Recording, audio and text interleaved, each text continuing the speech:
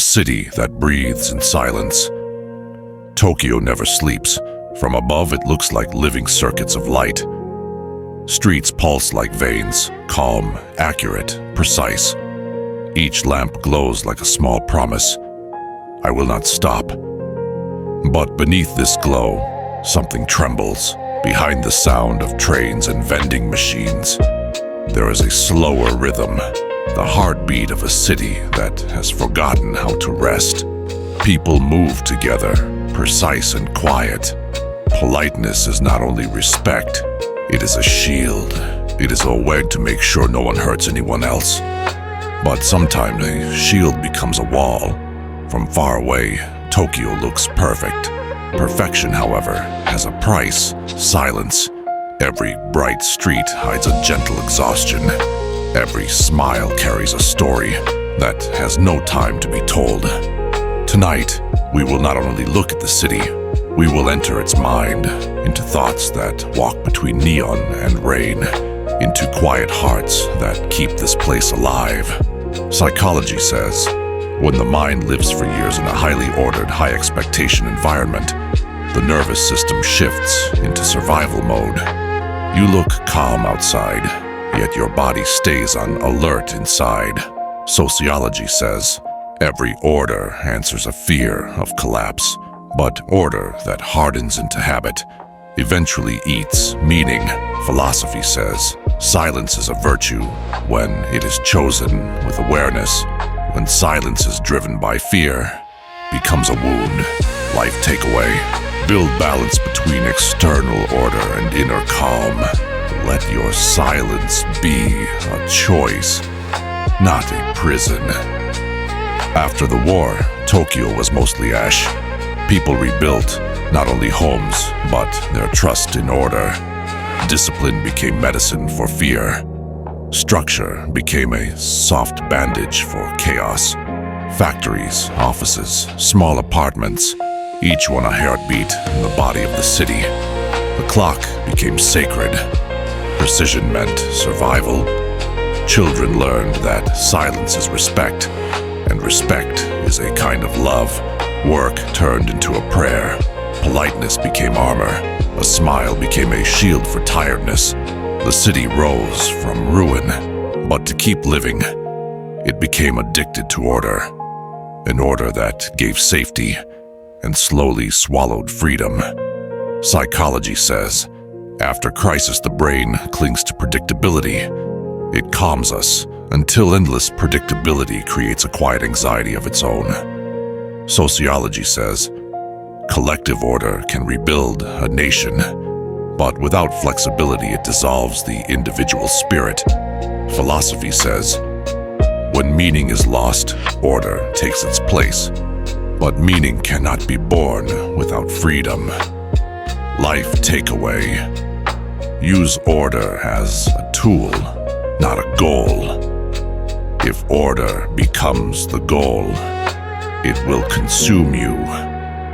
Know why you are orderly, not only how. Here, even kindness has rules. The bow must be correct. Thank you must arrive at the right time. The distance between two people has a proper measure.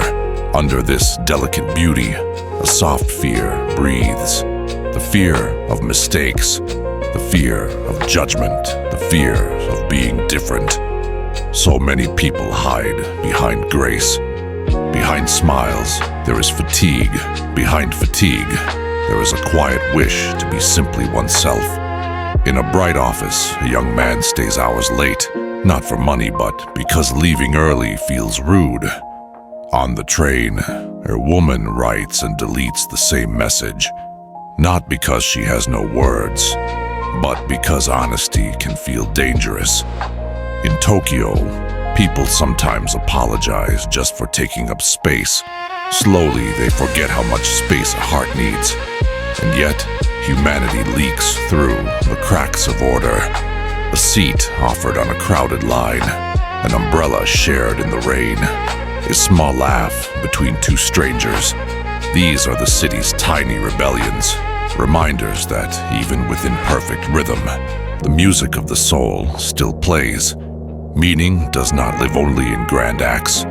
It hides in small ones, in refilling someone's cup, in standing beside them in warm silence.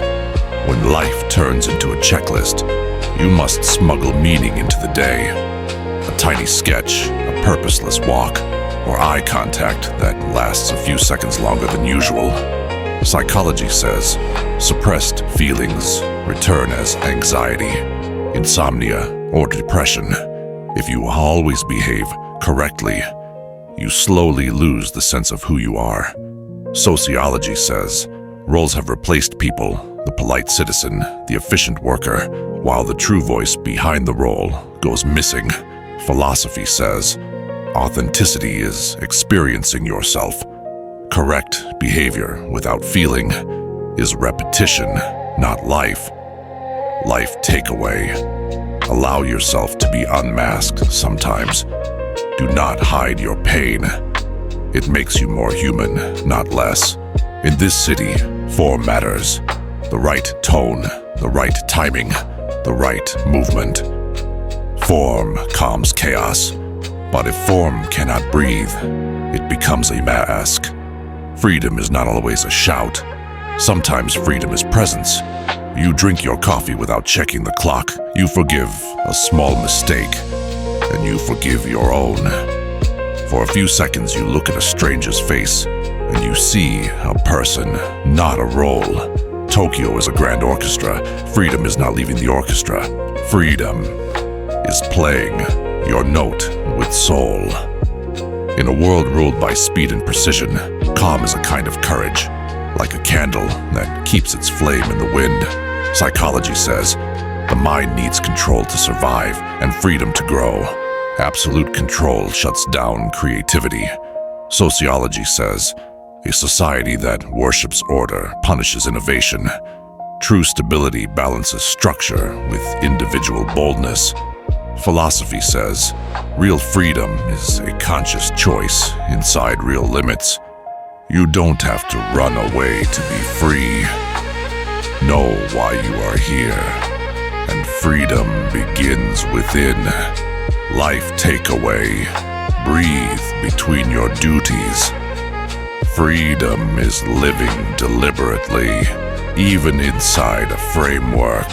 We are connected, but not always seen. The crowd can protect us, and it can also become a prison. It hides us from shame and keeps us far from intimacy. A short story. A woman leaves the office at 11 at night. She has done everything right. She sits on the last train, and for the first time today, she hears the sound of her own heartbeat. A notification lights her phone. A small smile, a quick reply. She looks at the window. Her face glides across the dark tunnel. Inside, she asks, "If I stop, will the city keep breathing?" We do not need statistics to feel this truth. Our bodies already know it. Efficiency without kindness wears the human spirit down. Kindness begins with attention, with looking, with a simple question. Are you okay? With staying a few seconds longer to notice the person who is pretending everything is fine. Psychology says humans need to be seen, not just present. Without emotional connection, anxiety and hidden depression grow. Sociology says technology made connection easy and meaning thin. Relationships are faster, but shallower. Philosophy says loneliness is where you meet yourself.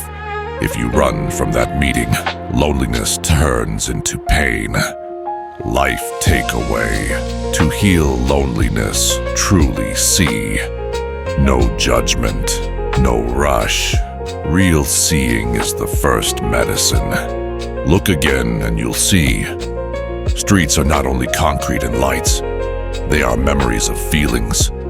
Every rule is a trace of an old wound. Every layer of order comes from a fear that was once real. Every shared smile remembers a time when endurance was required. A city is how a people talk to themselves without words. Sidewalks teach patience. Cues teach fairness. Silence teaches respect, and sometimes fear. Tokyo has taught us not to disturb, not to shout, to stay calm. But sometimes calm means mute. Perhaps it is time for silence to leave space for breathing. Imagine a city that says, you may make a mistake. You may be slow today. You may be human and still belong. Collective psychology says, cities have minds too. Shared memories shape new behaviors. If a society learns to be silent, its children grow up inside that silence. Sociology says, rigid order turns people into shadows.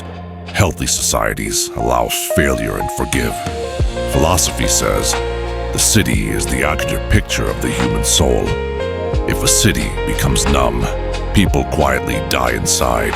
If a city softens, people learn to love again. Life takeaway. In a hard world, kindness is revolutionary. Build the kind city from within yourself first. Now you stand in the last carriage. You answered the messages. You smiled. You did your duties. And still, something inside you will not settle. Perhaps because you haven't truly felt for a while. Perhaps because you lived correctly, but not fully.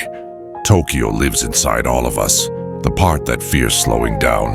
The part that believes if we stop, we lose our worth. You unlock your phone. You type, I'm very tired. You delete it. You type, are you awake? You send it. The train enters a tunnel. The light fades. For a few seconds, there is only you and your reflection. Two strangers trying to recognize each other. You imagine a city where the clock bows first, not the person, where someone meets your eyes and nothing bad happens. You arrive. You step onto the platform. You realize you are not broken. You are simply breathing too fast. Psychology says your worth is not your speed or your usefulness. A healthy mind accepts itself, even in stillness. Feelings of worthlessness grow from comparing yourself to the world's pace. Philosophy says, an unexamined life is not worth living, but examination without feeling is only a cold number. A beautiful life is thinking, feeling, and knowing why you go on. Sociology says, when the city decides for the person, it is time for the person to learn to decide again. Final takeaway, Tokyo does not need to sleep, it needs to breathe. So do we. Live between order and feeling. Walk a little slower. Truly see one person. And allow yourself to remain human.